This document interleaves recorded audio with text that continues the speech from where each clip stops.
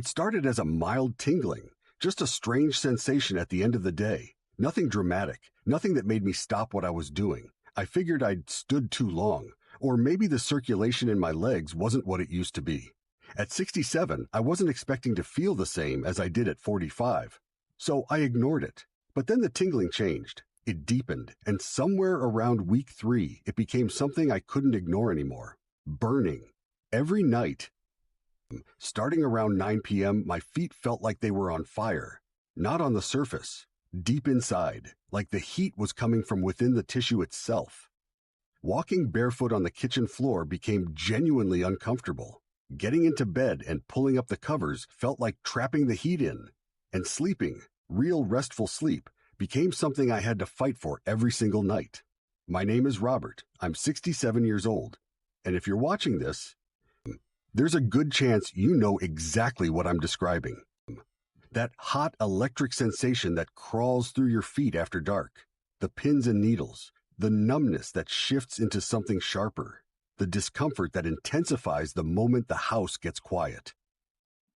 Now, before I get into everything I want to share today, I need to tell you something up front, because I know what it feels like to watch video after video, try thing after thing, and still go to bed every night dreading the burning that's waiting for you.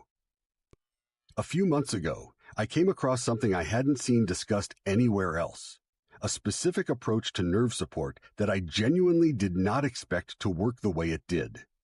I've been sitting on this for a while, sharing it quietly with people I know, but today I want to share it openly, with everyone watching, because I think too many people are suffering through something that may be far more addressable than they've been told. I'll get to it. I promise. By the end of this video, you'll have everything. But first, I need you to understand what's actually causing the burning, because that context is what makes the solution make sense. Nerve pain doesn't always announce itself loudly at the beginning. It builds, quietly, gradually, in a way that gives you plenty of opportunities to explain it away before you finally have to take it seriously. I took it seriously the night I sat on the edge of my bed at 1 a.m., feet burning, wondering if this was just going to be my life now. I decided it wasn't. I spent months researching nerve health, reading studies, talking to specialists, testing what actually worked and what didn't.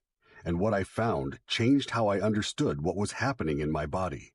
Today, I want to share 9 natural strategies that genuinely support nerve health and help calm that nighttime burning. Things that help me. Things backed by real research. Not shortcuts. Not miracles. Just practical, evidence-based support for nerves that are asking for attention. Let's start with something most people don't understand about why nerve pain gets worse at night. During the day, you're moving. Blood is circulating through your legs and feet. Your nerves are getting oxygen. The discomfort is there, but it's competing with everything else your brain is processing.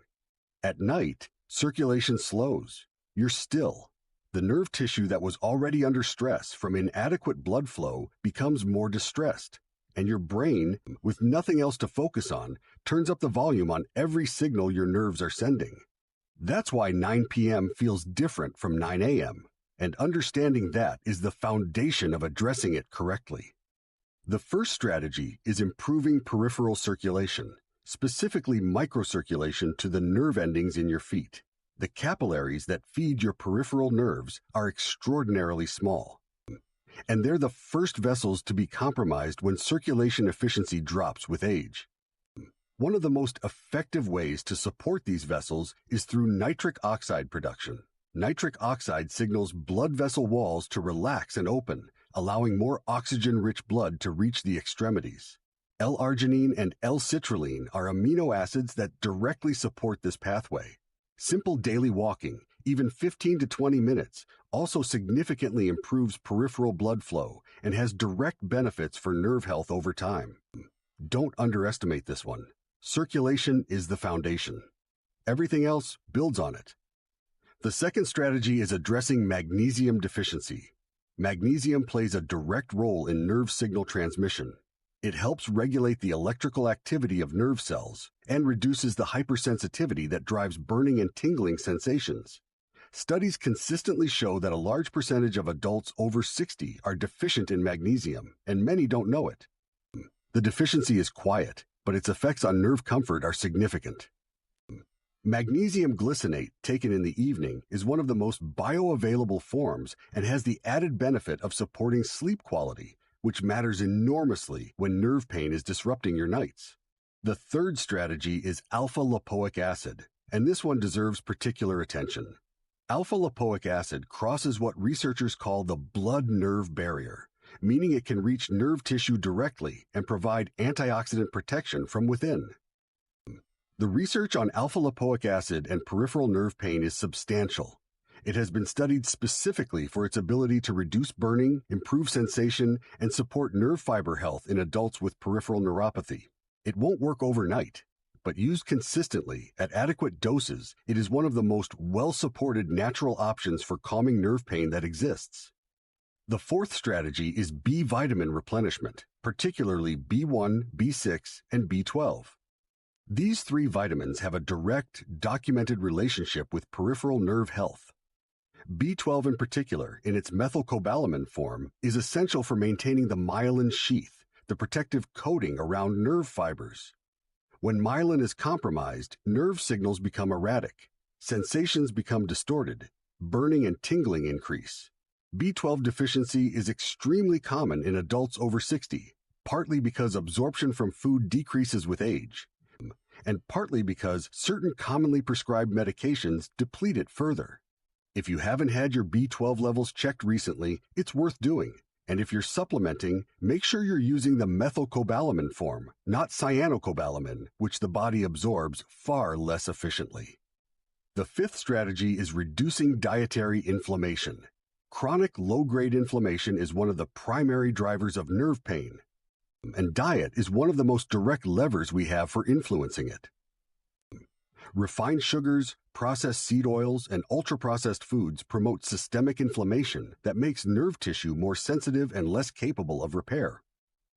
Conversely, foods rich in omega-3 fatty acids, fatty fish, walnuts, flaxseed, have documented anti-inflammatory effects that directly benefit nerve health.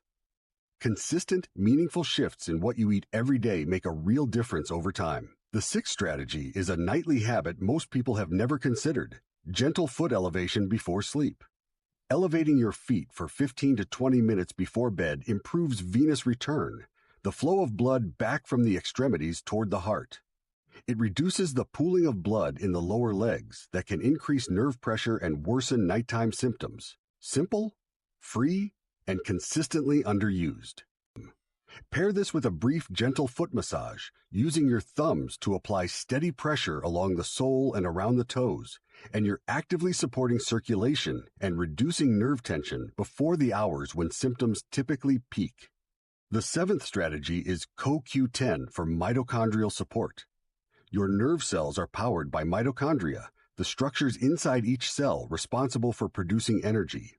When mitochondria are under stress, nerve cells can't function or repair themselves efficiently.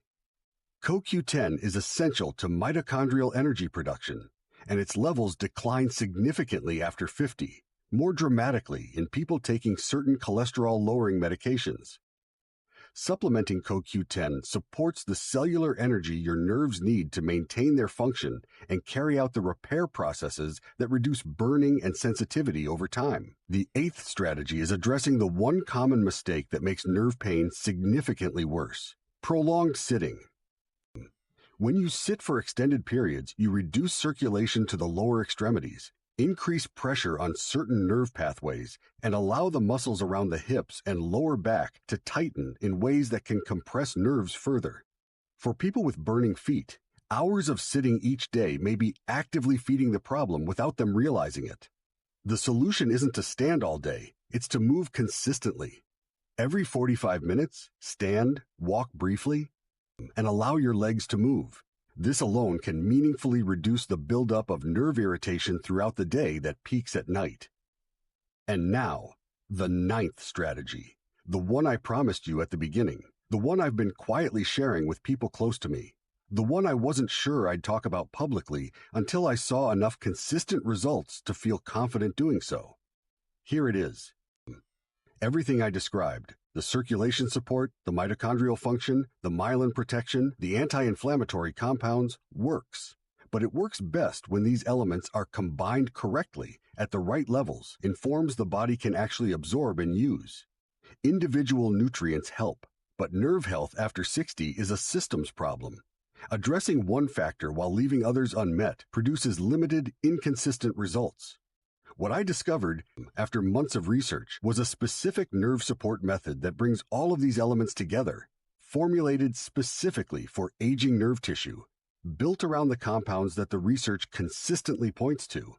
Not a drug, not anything experimental. A targeted, structured approach to giving nerve tissue the complete environment it needs to calm down and begin recovering. I was skeptical.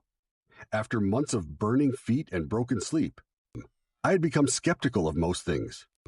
But I tried it, consistently, without expecting a miracle. By the third week, the burning that used to start around 9 p.m. was beginning later, and when it came, it was less intense. By week 5, I was sleeping through most nights. Not every night, but most. By week 8, I was walking barefoot in the kitchen in the evening without thinking twice about it. The fire that had been there every single night for months had quieted, gradually, unmistakably, to something I barely noticed. The pins and needles faded. The electric quality disappeared. What remained was far more like normal sensation. Not pain, not burning, just feeling. That is what I want for you. The complete details of this method, exactly what it includes, what the research says, and where to find it, are in the description below this video.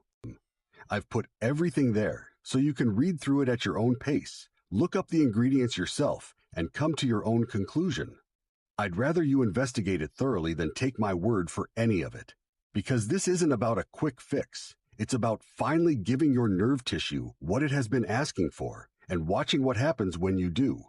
Your nerves can calm down, but only when you support them the right way. Everything you need is waiting for you in the description below. My name is Robert. I'm 67 years old, and my feet don't burn anymore. I hope yours won't either.